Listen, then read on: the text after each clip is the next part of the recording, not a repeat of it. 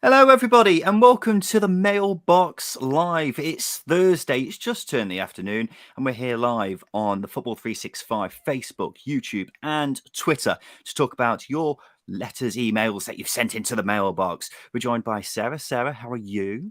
I'm good, Ryan. I'm good, Ryan. Nice to see you in the chair. Yeah. This is the first time we've seen each other face to face, It isn't it? is. We're Should we usually just just catch up? messaging. Forget about the football. Yeah. Who cares about all that?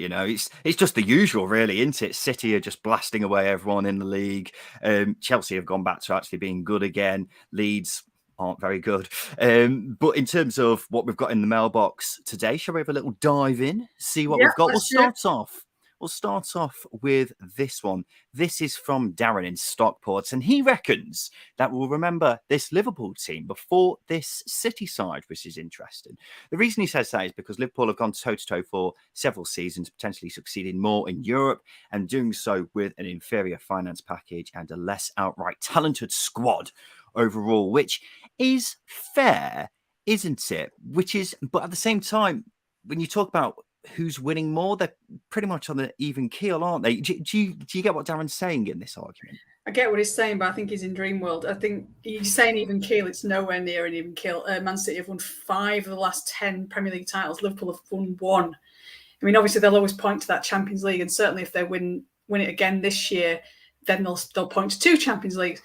But I think the overall weight of trophies will stand in City's favour. And if Liverpool don't win the Champions League final, and if Liverpool don't win the FA Cup final, yes, we will remember this Liverpool side, but we will remember it as the one who everybody talked about the quadruple, and then they won the Carabao Cup. And that will be their place in history. And unfortunately for them, it won't be, oh, look what Jurgen Klopp did. People won't talk in 20, 30 years about net spend. People won't talk about against the odds and going toe-to-toe with this Man City side. Unfortunately, history will sort of make that a little bit vague, and we'll just be looking at however many years of Man City dominance.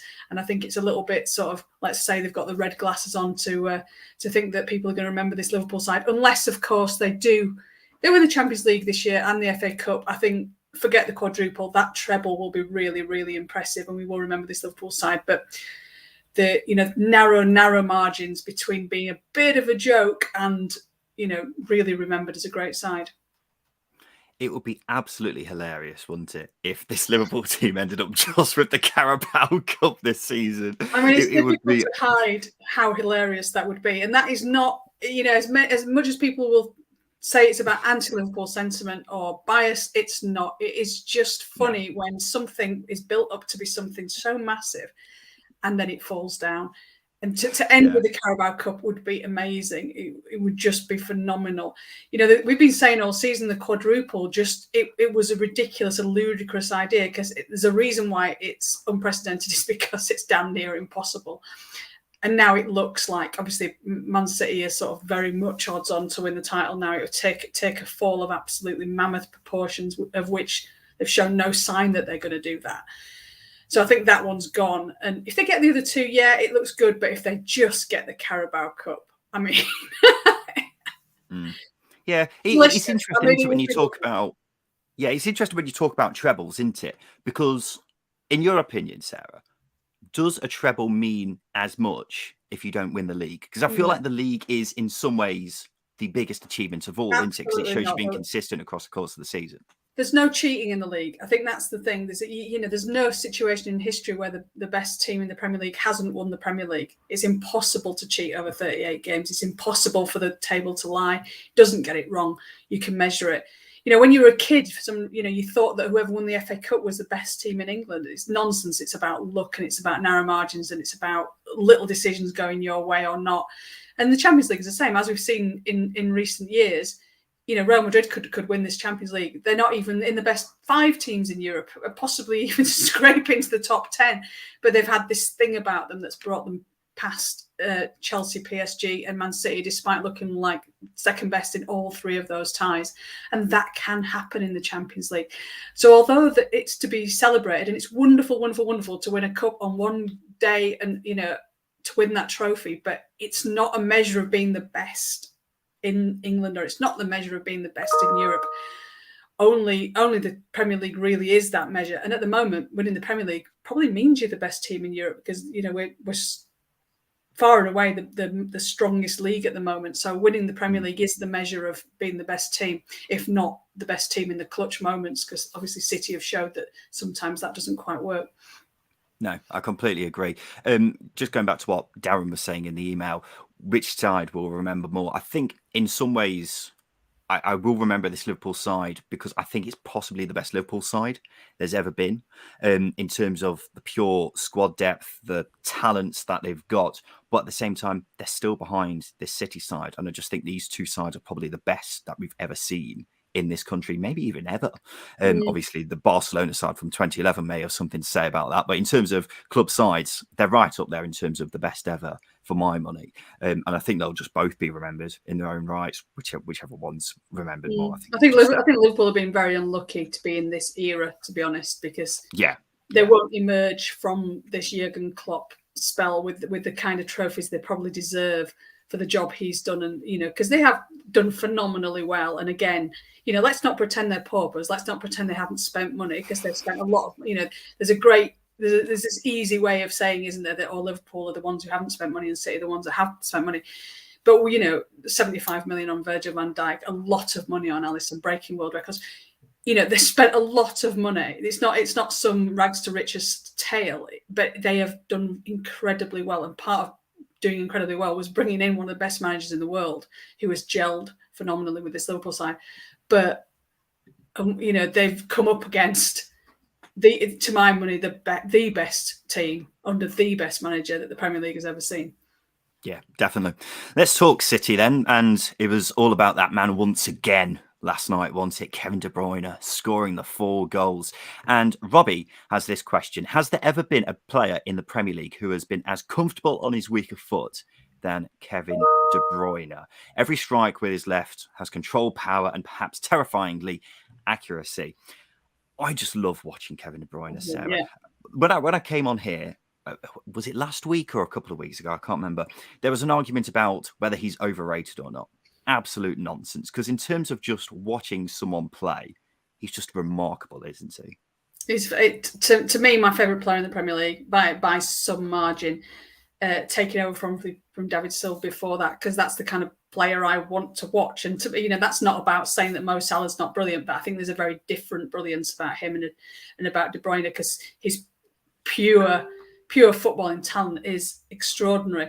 And what he's obviously done this season is, it sounds ridiculous to sort of say he's stepped up again in terms of goals. But there's definitely been a change of focus in that he's not just looking to sort of bend those balls in or whatever for people to finish. He's looking to score those goals himself. He's never had a better season in front of goal. And because his finishing is remarkable. And like you say, the left foot, the short answer to that question is no. I don't think we've ever seen a player in the Premier League who can hit the ball so sweetly, so cleanly, so powerfully with their left foot. Those of us who spent their whole footballing careers having one leg to stand on, can only, me too, can only stand in awe of somebody who can do that with both feet. I mean, in the moment in the Premier League, we've got Son, who's very similar in terms of what he can do with both feet, that you don't necessarily know which is his stronger foot when he shoots. But De Bruyne is on another level.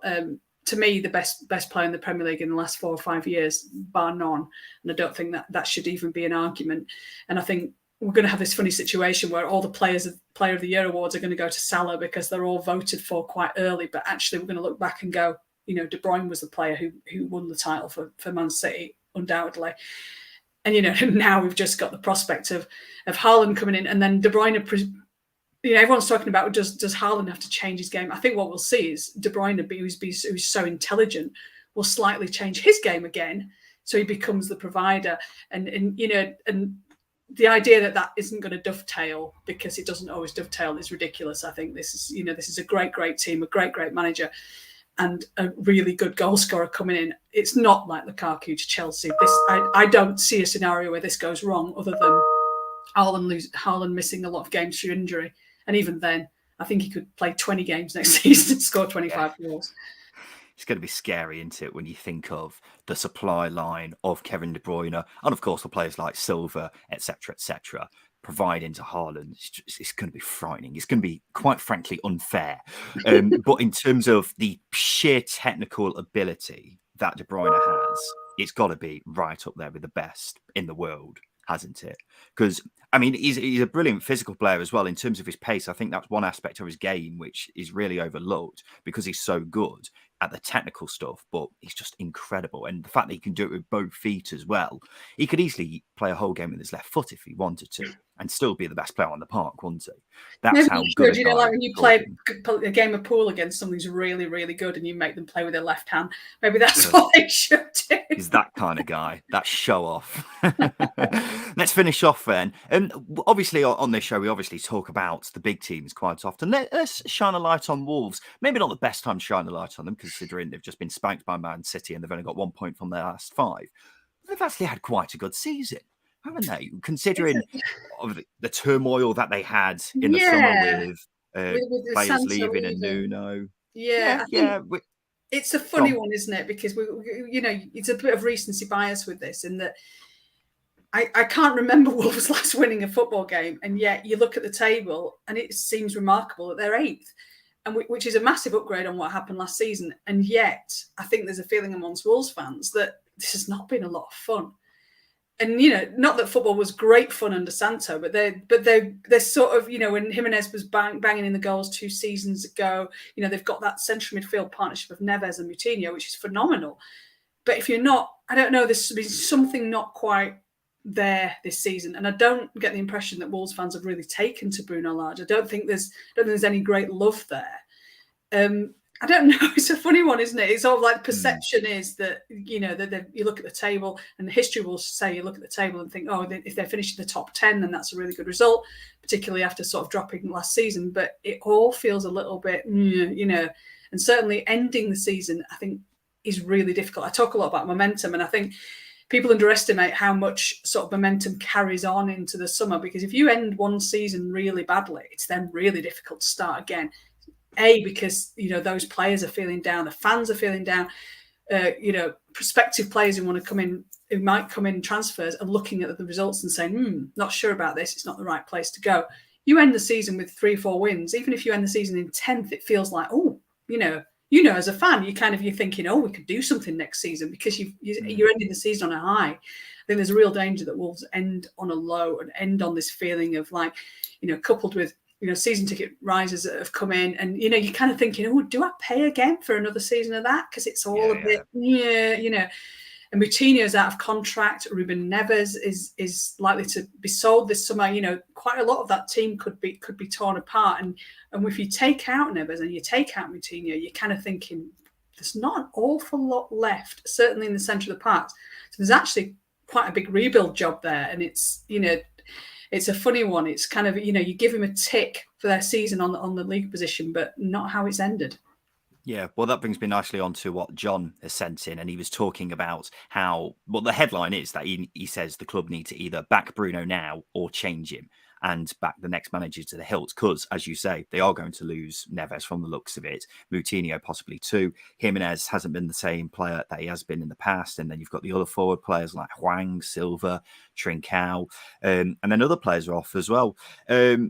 But he says, on a more positive note, Neto had a few moments which reminded him of the player before his injury.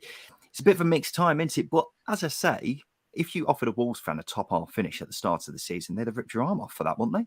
They would. That's why there's that funny mixed emotions, isn't there? Where, it's similar to sort of, Brighton a few weeks ago, where although the league position still looked good, they were having this really weird run of form. And then you get the weird scenario of Brighton fans booing the Brighton. You're kind of thinking, well, what are you wanting here? Because there is that. It is really difficult as a fan, isn't it, to look at the sort of bigger picture and think, actually, we're doing better, we're higher. All you're thinking about is, bloody hell, this has been miserable. The last 3 or 4 games have been miserable. We've all been there, and it's kind of like, ending this. And he's right. I think they have to, because there is a rebuild job to be done there. Because they can't, there's a lot of talk that Lard wants to change that system as well. He sort of inherited this system, and he inherited a squad that was really sort of skewed towards that system. So he's got a lot of centre halves, not a lot of central midfielders. It's a funny bitty squad. It's funny how you mentioned Pedro Neto, because I've almost forgotten he exists, because, there was a time, I remember Wolves fans I know when they sold Diego Jota saying they bought the wrong guy. like Liverpool have spent all this money on Jota, and actually Neto is better. But obviously that injury has curtailed him, and you've got to say the same for Jimenez as well. He's not the same player. He doesn't go in for the headers in the same way, and nor would you expect him to after the horrendous injury he suffered. So they have been unlucky. But yeah, I think there's going to have to be some money available this summer, I think, in order to sort of, and there should be, I suppose, if they sell Neves, there will be some money coming in, but that there needs to be a sort of rethink of what they're doing, because a sort of just carrying on that sort of Santo formation and the style, it's that's the kind of football. It's only fun when you're winning, isn't it? Nobody wants to see that back five and the kind of, the thou shalt not pass sort of attitude if you're losing games. And I think there's a real fear that there's kind of like a little bit of upset settling in at Molineux, and a little bit of kind of grumbling. Yeah. Well, one final point on that, Sarah. You look at the table, and I keep going back to the table because I feel like that's the bigger picture as opposed to the recent results. Yeah, absolutely. You look at the teams who you'd expect Wolves to be on kind of an even keeling with. West Ham are the only side up there who you could say maybe they should be finishing higher than them. Not should be, but you see what I mean. And then you've got the obvious top six. Breaking through that glass ceiling is a lot harder than, well, it's one of the hardest things to do when you're a side like Wolves, isn't it? So they have got to basically either gamble or just accept that they are going to be 8th, 7th place for the rest of eternity. Because that's kind of what happened to Everton, wasn't it? They gambled with the likes of Alan, James Rodriguez, those kinds of players, and now look where they are. Well, you're saying it's difficult to break through. It's almost impossible. And even if you crack it, even if you kind of poke a hand through it, you're pushed straight back down, as we've seen with Leicester. Look at Leicester's season. That's, after 2 years of almost getting into the top four, it's like they're now so exhausted by the process. They've absolutely looked terrible. They've looked terrible for much of the season, and it's kind of broken them, those 2 years of not quite getting there. I don't think for Wolves it is a case of trying to break through there. I think that's probably beyond them. But I suppose what the fans are probably saying is, if we're going to be 7th, 8th, 9th, if we're going to be in that place, can you make it a bit more fun? It's like that's it's kind of, that's what you want, isn't it? As a fan, you go, well, man, we can't get there. But can you make this, interesting? Can you make it fun? And I think that's what's been missing in the last few weeks, is the fun element. And there's not been a lot of it all season, to be honest, for Wolves fans. They've had their moments, but it's never felt like, oh, this is exciting, this is fun. And I suppose West Ham have had the European campaign, haven't they, which they've enjoyed.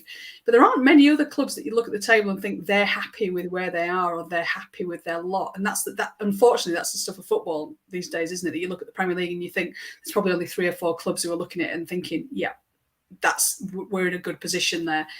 And those high up at Wolves might think we're in a good position there, but I'm not sure the fans agree with them. So I think you would, unless there's a lot of changes this summer, I think they could drop, especially when you've got other clubs that will be spending money this summer, who are presumably going to be looking higher up. Everton survive, they'll spend money again.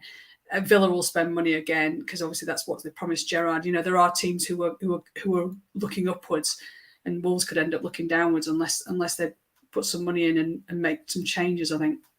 Spot on. And as we say, with them losing Neves and Moutinho very likely this summer, big rebuilding job there, and it's going to take a lot for them to keep that going next season. Well, there we go, ladies and gentlemen. The mailbox wrapped up for this Thursday. Make sure you send in your emails and your thoughts to the editor at football365.com, and we could very well be talking about your thoughts very soon on this very show. Well, this has been us for the day. Say goodbye, Sarah. Goodbye to Ryan and to all of you. Goodbye, everyone. We'll be back again tomorrow. Yes. Thank you.